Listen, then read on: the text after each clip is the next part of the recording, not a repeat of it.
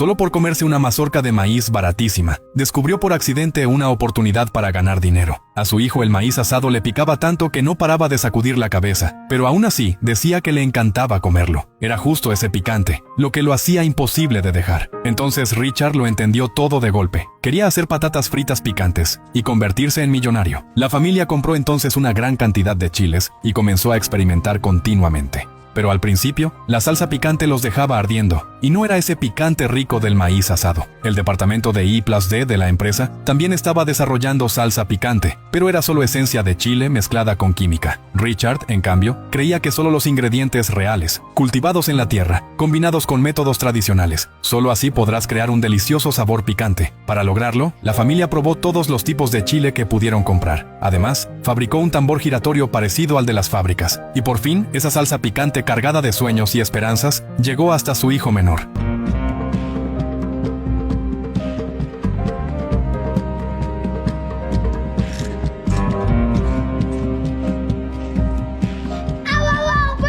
Burns good or burns bad? It burns good. La salsa había salido bien, pero la fábrica ya había empezado a despedir empleados en masa. El supervisor ni siquiera escuchó sus ideas. Rendirse así no era para nada su forma de ser. Richard se coló en la oficina, encontró el teléfono de la sede central y llamó directamente al presidente, que estaba en Italia. Fue una llamada entre alguien del nivel más bajo de la sociedad y alguien en la cima absoluta. Al principio, el presidente no entendía nada, hasta que una frase despertó de verdad su interés. And you said in the video, think like a CEO. So I did. You saw my video? Yes, sir. And you're a janitor. Maintenance crew, sir. Look, if it's okay, I'd like to send you some samples, sir. Richard, that's more than okay with me. More than okay. Thank you, sir.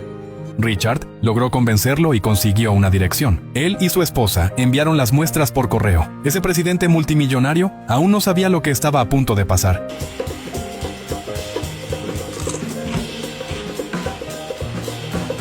Holy!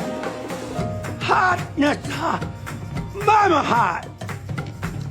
Es raro. Pica muchísimo, pero no puedo dejar de comerlo. Poco después, Richard recibió una llamada. Era el presidente, que ni siquiera se había limpiado las manos. Tenía la cabeza llena de las ideas de Richard y decidió ir personalmente a la fábrica para conocerlo. En ese momento, los altos cargos de la fábrica se pusieron nerviosos. Todos los departamentos buscaban saber quién había alertado al presidente. El jefe directo descubrió que había sido Richard saltándose niveles. Lo reprendió públicamente delante de todos. Dijo que si el presidente no aceptaba su propuesta y veía que la fábrica seguía perdiendo dinero, retiraría la inversión y cerraría la fábrica. Y que entonces, el responsable de que todos perdieran su trabajo sería Richard. Eso hizo que Richard empezara a dudar de su decisión. Al volver a casa, su esposa notó enseguida su estado de ánimo. Cuando supo la razón, lo puso frente al espejo para animarlo. Le dijo que no se menospreciara y que estaría a su lado pase lo que pase. Luego, su esposa estudió con él, aprendió muchos conocimientos de negocios, le ayudó a preparar un discurso y le enseñó a hablar con la gente de arriba. El día de la visita del presidente, ella le eligió una corbata que normalmente no se podían permitir y le dijo que era el hombre más guapo del mundo. Cuando el coche del presidente llegó a la fábrica, ese momento que decidiría su destino por fin llegó. Él no tenía cabeza para escuchar a nadie más, solo quería ver a Richard. Como el tiempo del presidente era limitado, le pidió que expusiera su plan cuanto antes, pero el lenguaje técnico del guión le impedía expresar lo que realmente sentía. Así que tiró el discurso y habló improvisando. Entonces un accionista preguntó cuál era la cuota de mercado. ¿Cuota de mercado? Ni siquiera sabía qué significaba eso. Pensó en los productos de las estanterías y lo explicó con su propia forma de entenderlo.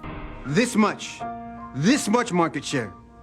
Eso provocó las risas burlonas de los directivos. Después, desde la perspectiva de la gente humilde, habló del enorme mercado que tenía ese producto. El presidente se levantó, abrió los brazos como él y preguntó a los altos cargos si de verdad sabían tanto sobre cuotas de mercado. Le dio las gracias a Richard por plantearle tantas cuestiones en las que valía la pena pensar. A pesar de la oposición de los accionistas, decidió invertir en ese producto. Muy pronto, el producto entró en la línea de producción, pero los clientes no respondieron. Ese snack picante acabó convirtiéndose en en un producto olvidado en las estanterías. Richard quedó profundamente golpeado. Pensó que debía aceptar la realidad y rendirse, pero su mentor creía que ese no era el final que él quería. Después de tantos años, ya no eran solo maestro y alumno, sino amigos. Richard no sabía dónde estaba el problema, hasta que su hijo le contó que los responsables no habían hecho publicidad del producto. La gente ni siquiera sabía que existía. Entonces sacó el dinero que había ahorrado para comer y se lo dio a su padre para invertirlo en Public. Richard se sintió muy inspirado. Encontró a su antigua pandilla. Los Cheetos se convirtieron en un producto de venta lenta, pero Richard no sabía dónde estaba el problema, hasta que su hijo le contó que los responsables ni siquiera habían hecho publicidad del producto. Eso le abrió los ojos a Richard. Entonces buscó a su antigua pandilla. Aunque ahora parecían unos vagos sin rumbo, tenían una capacidad de venta increíble. Todos juntos fueron a la fábrica. Richard empezó a movilizar a los trabajadores. Si alguien intentaba impedirlo, ellos se plantaban delante con actitud intimidante. Si alguien se burlaba del mentor de Richard, una sola frase bastaba para dejarlo callado. En ese momento, Richard era el líder del grupo. Como un verdadero jefe, animaba a todos. Después de convencer a la mayoría, sacaron los Cheetos picantes de la fábrica y los cargaron en sus propios coches. La esposa los repartía entre los vecinos, el hijo entre sus compañeros de clase, la pandilla entre los jóvenes. Richard los regalaba allá donde iba. Incluso fingían ser clientes y vaciaban las estanterías. Eso despertó la curiosidad de la gente. Richard aprovechó para promocionar su producto, diciendo que quería comerlo pero que no quedaba. Rápidamente se desencadenó una mentalidad de manada. Los Cheetos picantes llegaron a agotarse por completo. Cuando el informe de ventas llegó a la oficina, aquel accionista que despreciaba al limpiador no había invertido ni un solo dólar.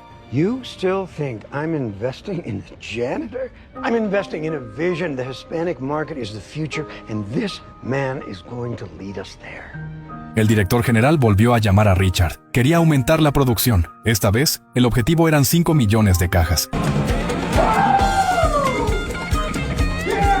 Todas las líneas de producción se pusieron en marcha al mismo tiempo. Los Cheetos picantes rodaban en enormes tambores industriales. Ya no era solo un snack, llevaba dentro los sueños de todos, incluido el de Richard. Sostenía el futuro de muchísimas familias. La fábrica, que había estado a punto de cerrar, llamó de vuelta a los trabajadores despedidos durante la noche. 6 meses después, la producción superó incluso su mejor época. El veterano obrero fue a buscar a Richard y volvió a presentarse formalmente.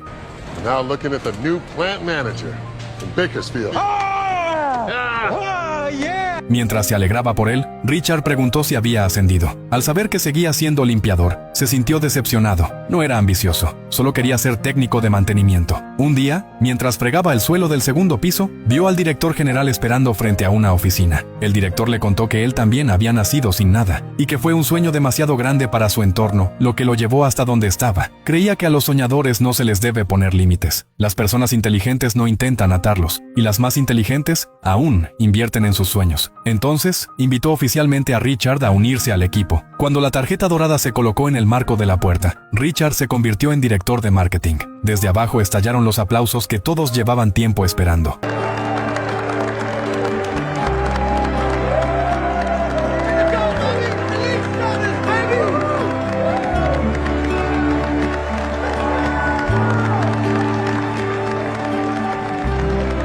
Por fin, se sentó en su propia oficina. Tras calmar un poco las emociones, lo primero que hizo fue llamar a su esposa.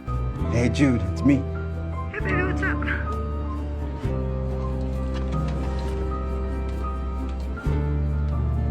We're gonna need more ties.